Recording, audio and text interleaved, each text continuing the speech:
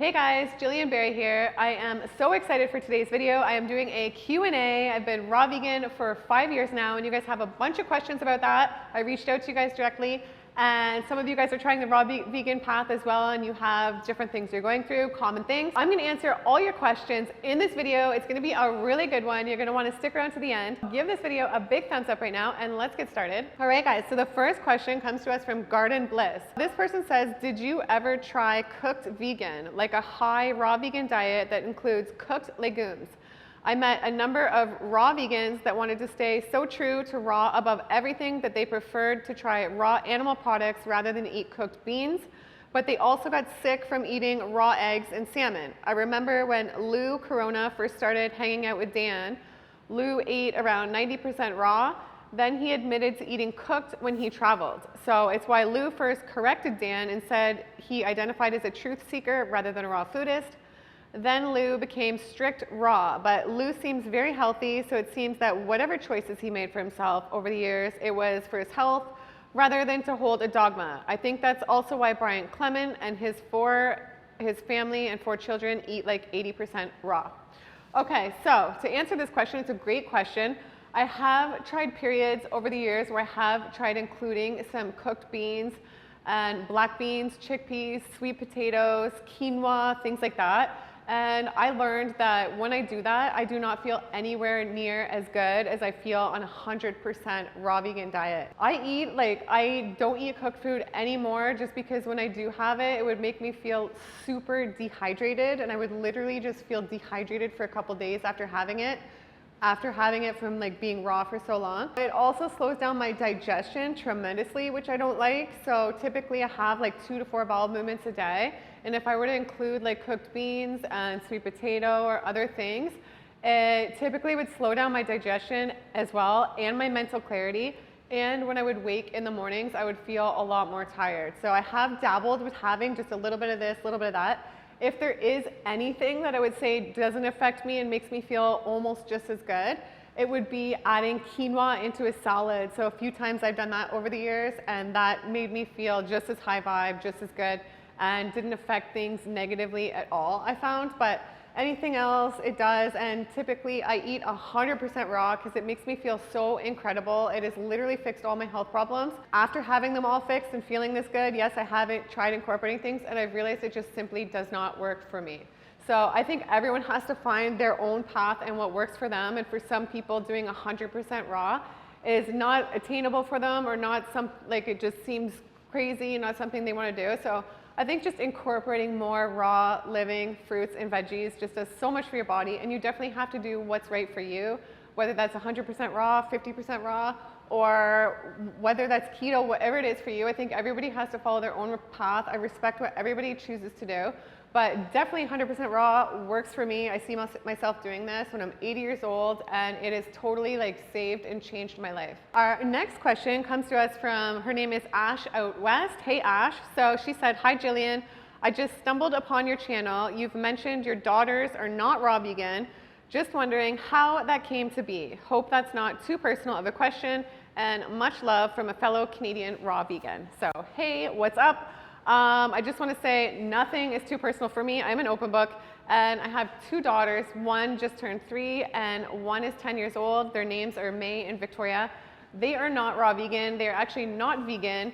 My path to going raw and becoming like super health conscious started in 2016.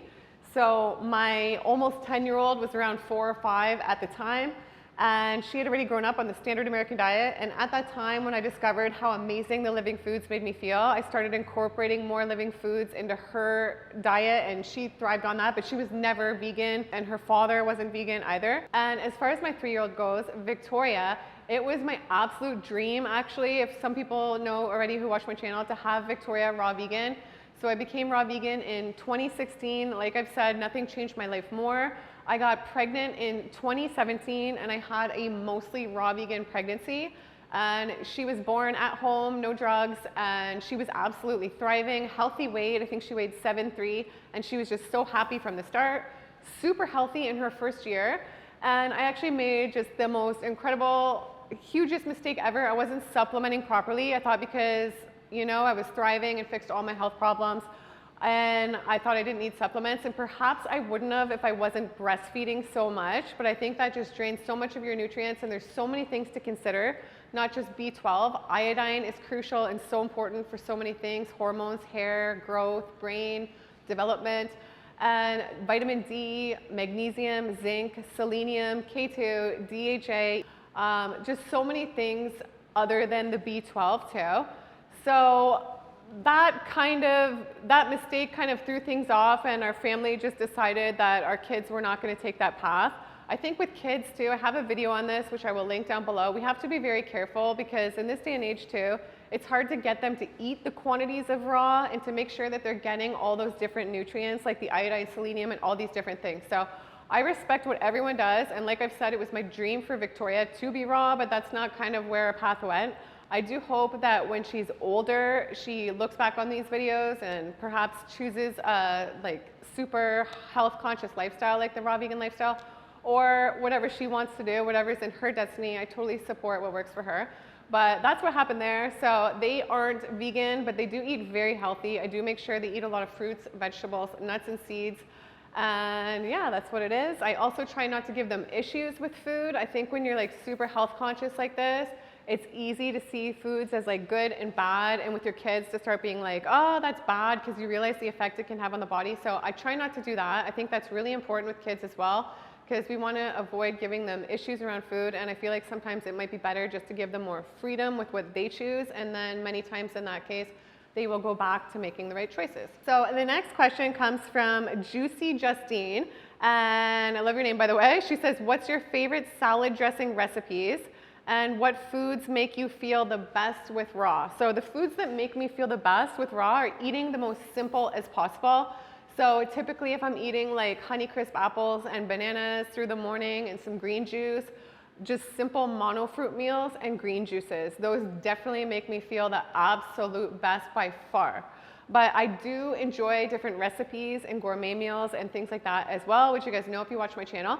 So I will tell you right now my favorite salad dressing recipes. I have about 4 of them. So my first one would be Fully Raw Christina's Raw Vegan Caesar, which I will link down below. It's very delicious. Shane Sterling's Raw Vegan Ranch, which I will link down below as well. And then there's another one, which is probably my favorite in the world. It is so delicious. My friend Light Samps gave it to me when he used to be vegan, but he's not anymore, but he's awesome. So this one is 3 tablespoons of hemp hearts, 5 to 6 dates, the juice of 1 lemon, 1 teaspoon of paprika, a 1/4 teaspoon of chipotle powder, and that is it, I believe. But I will put it on the screen as well for you guys, but it is absolutely delicious. It has like the perfect balance of sweet and spicy, and it is so good if you make like raw vegan wraps to like dip it in, or just on your salad dressing. So I cannot recommend that enough.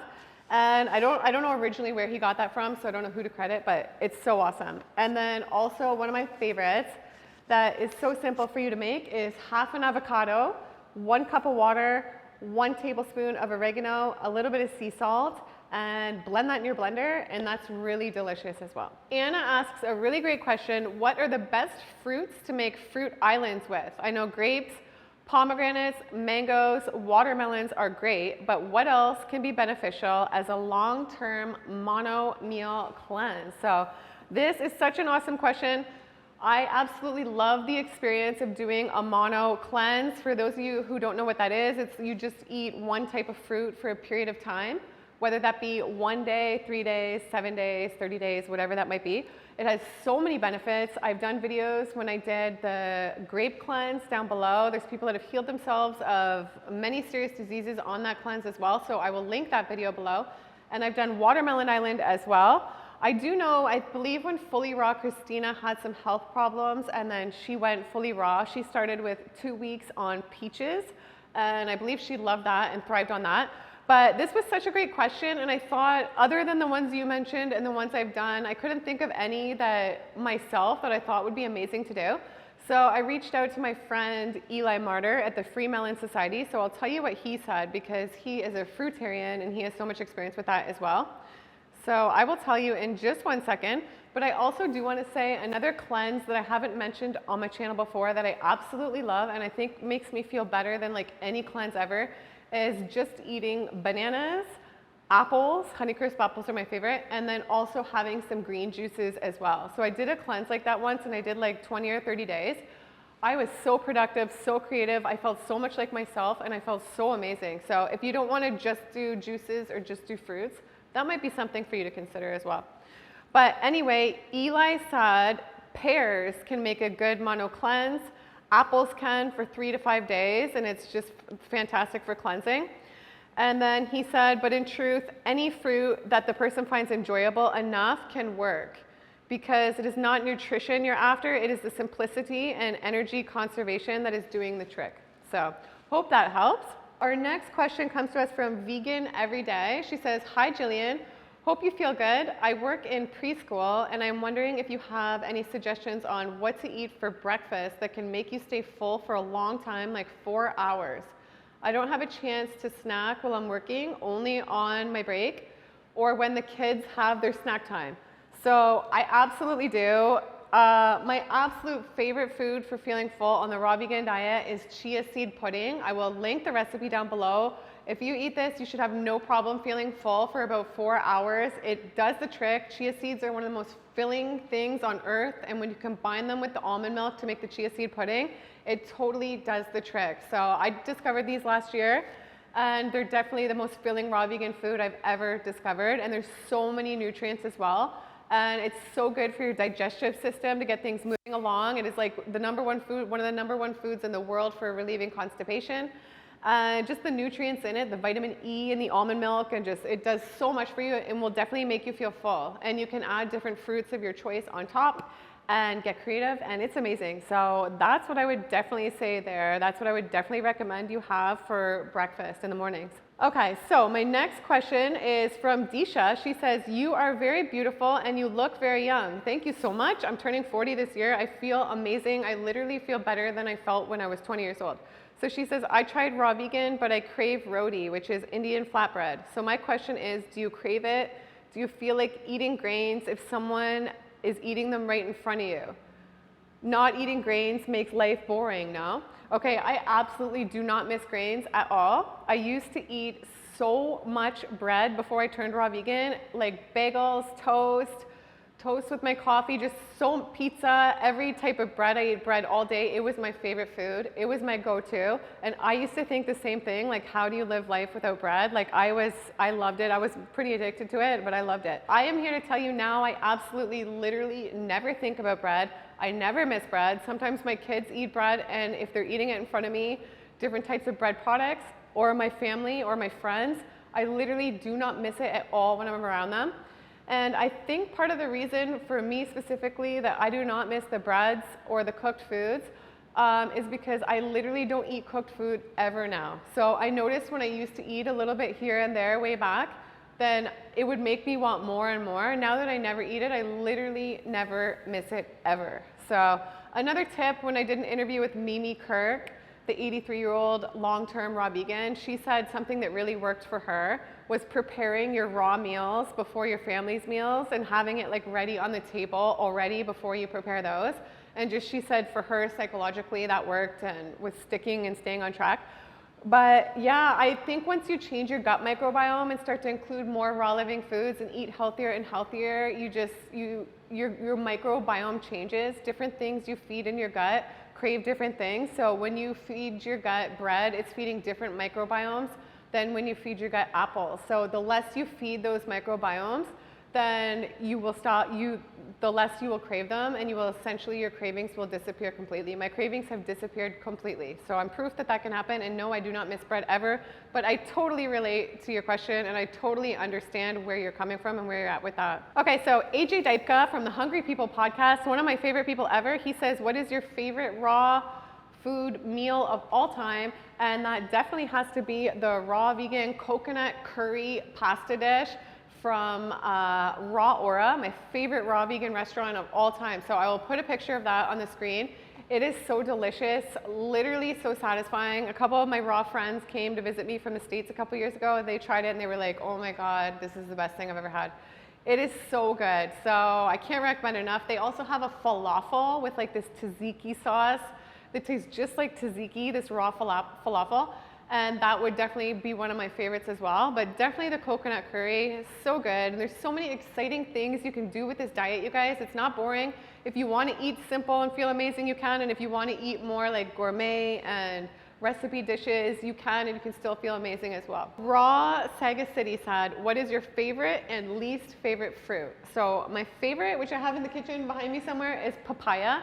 It is my favorite fruit of all time. I could eat papaya like every day for days, especially when it's perfectly ripe. When I lived in Costa Rica, it is just so good, you guys. So, and as far as my least favorite fruit goes, I don't know. You know what? I thought about this for a little bit, and I would love to hear what your guys' least favorite fruit is and your favorite fruit. Comment down below, because I literally can't think of many fruits that I've had that I don't like. So I even tried durian not long ago, which I know a lot of people don't like durian, and I absolutely loved it. There was, I think, one fruit way back. Isn't there something that is similar to durian? I can't remember the name, but can you guys let me know down below, because I'm pretty sure there's something similar to that I tried and I didn't like way back. But otherwise, like, I love fruits. I love trying new fruits, and there's not much that I don't like. But I would love to hear what you guys think down below. And okay, Tamara the Oracle said, what about Banana Island? Oh, she was talking about, I did a banana mono cleanse. It's a very popular cleanse where you only eat bananas. I was gonna try go 10 or 30 days. I made it 3 days. I will link that video down below for you guys, because I have a whole video about that, but it was a great experience and I would try it again. I felt fantastic by the end of the first day. Marina asked me, she said, how is pregnancy and labor as raw vegan? So this is a great question, and I'm excited to talk about it. I had, as you guys know, my last daughter 3 years ago, and the pregnancy was almost completely raw vegan, almost for the most part, and it was good. I felt absolutely amazing, but I was surprised. I did still deal with a lot of morning sickness in the beginning, and I was super sick for a period of time. So that surprised me, because I thought, oh, I'm gonna just feel amazing raw vegan. And overall, the experience was amazing, but I still did deal with some morning sickness, and probably even a little bit more than I did with my first daughter, who was, I was pregnant 10 years ago on the standard American diet, but I did feel better in my second pregnancy as a raw vegan. I had so much energy, and I was just glowing, and I was only belly, and I felt incredible. So overall, it was really good. The labor was the most difficult thing of my entire life. I had Victoria at home with no drugs, and I had a midwife there, and it was the most intense experience of my entire life. I was banging on the counter in the bathroom, like praying to God to just make this stop, because it was literally, I would watch these videos of people who were, whether they're raw vegan or not raw vegan, whatever they eat, having these like super dope, like birth experiences where they were like doing it in water, they felt no pain, and it was like, and that's how it went for like the first while of my labor. I was in the bathtub, we had like cool music on, my friend was there taking pictures, she was like, you are my idol, this is like awesome. And then it just went bad. So, and I'm sorry not to discourage anybody who's pregnant or thinking about having a baby, but it was really hard. And I think had the drugs been there and been available, it was so bad I probably would have taken the epidural. I think I said to them a couple of times, do you have any? And they were like, no. So it was probably good that I put myself in a position where they weren't available, because it was really important to me to do the labor without the drugs, and to have the labor in a natural, have the labor like vaginally and not a C-section. And nothing against anybody who has C-sections, but they tried, when I had my daughter in the hospital the first time, they really pushed to get me to have a C-section because it was taking longer, and I really didn't want to, so I made sure that I didn't. But I understand in some cases people have to have C-sections, so I totally respect that. But just from my experience, it was so important to me, if I could, to try have her vaginally, because I know that's great for their gut microbiome, and it has so many benefits. So that was so important to me. So even when I had her at home, they were for a little bit pushing and trying to get me to go to the hospital and have a C-section, but I was like, I can feel she's gonna come out, like, let's just give this a little bit longer. And then it happened, thank God she came out that way. But yeah, it was so intense and it was so crazy, but it was a really amazing experience to have your child in the comfort of your own home. There was nothing better and just nothing more awesome than that, than afterwards, and to have the help of the amazing midwives, but afterwards to get into your own bed and be at home and have people visit you at your home and not be like in the hospital, which is kind of cold. But again, nothing against people that do it in the hospital, and I think everyone has to do what works for them. Even my 10-year-old, she says, Mom, I am doing the drugs one day. I'm not doing what you did. She was home for the birthday as well, and she wanted to be there, and she loved it too. Like, but she was like, I am having the drugs. And I think everybody's just got to do what works for them. So I'm not here to judge just because I wanted to have like at home or vaginal or whatever. But yeah, to answer your question, it was pretty insane. And again, I would see a lot of raw vegans that had these birth stories where it was like, I'm raw vegan, I did not feel any pain in my birth compared to the one where I wasn't. It was so painful. But that was not the case for me. It was definitely literally just hell on earth. But then after that, it was literally heaven. It was the most epic experience of my entire life, and the euphoria and the way I felt and the presence that I felt by not having the epidural and not having the drugs. When she came out and she was born, just having that presence, and she seemed like so alert and present, and everything was just like, literally, like I said, it went from hell to heaven, and it was just the best day of my life. Both days that my children were born, those are the best days of my life, and having my kids is the best thing I've ever done. This is another great question. How do you stay high vibe when around people who are low vibe? So this is a really good question. And you know what? I don't always. I'm sensitive to people's energy, even when I'm feeling absolutely amazing. I try my best, and I think the raw vegan diet, it just gives you like the most incredible vibration and like head start at feeling amazing. But sometimes things get to me still, and sometimes like energy of certain people still bring me down, and I try my best not to. And ways around this is maybe I just try, if I can in this situation, to listen to some music that I love. That's the biggest like increase in vibration for me that works ever. So even if I have to if I have to be around someone that I feel like lowers my energy, even popping in some headphones and just keeping them on lower, like that really does like a world of wonder for me. Or like meditating beforehand, things like that. And I mean, I think you do the best you can to try to be around people that make you feel good and that feed your soul and totally work for you. Certain people work and certain people don't. So find your tribe and try and surround yourself with those people. But even sometimes I still have people that will send me messages that are like low vibe and rude. And I just try as much as I can now to just let things go as quickly as possible. I follow a lot of Joel Osteen. I absolutely love him. He has such great messages that have got me through the darkest times of my life. And he is a super well-known person, and so many people have tried to bring him down. And I saw him in an interview with Lewis Howes yesterday. He said he hasn't spent literally more than like 5 seconds reading that type of stuff. So I think it's important whenever we can to not feed into like low vibe, low energy stuff. But I know it happens, and it's easy to do that. Like I've done that and been guilty of that a lot, especially the last couple of years, having like a really hard time in life. But I just think we have to surround ourselves with people that are truly good for us, and we have to understand that some relationships just aren't good for us. Even though like they're good people and you would love them to work, sometimes relationships just don't work. And we have to surround ourselves with the people that are just the most uplifting, supportive, and the best people for us and for our soul. So that's what I have to say about that. I do hope that helped. And I will answer one more question right here as well. So Erica said, how to lose weight with raw food. So I think some people struggle at both ends of this. Some people struggle how to lose weight, and then other people struggle how to gain weight. So as far as how to lose weight goes, when I first went raw, I went down to like my perfect weight. My stomach was like super flat. And I feel like it's because I was eating very simple. I wasn't eating like higher fat or creamy dressings or like a lot of recipes even back then. And I did weigh like 10 pounds less than I weigh now. Mind you, I've also had a second daughter, so that might be part of it. But I feel like the cleaner you eat, the more simple, and don't get carried away with too many like recipes. I would stay away from dehydrated stuff, dried stuff. It's harder to digest, or at least like minimal.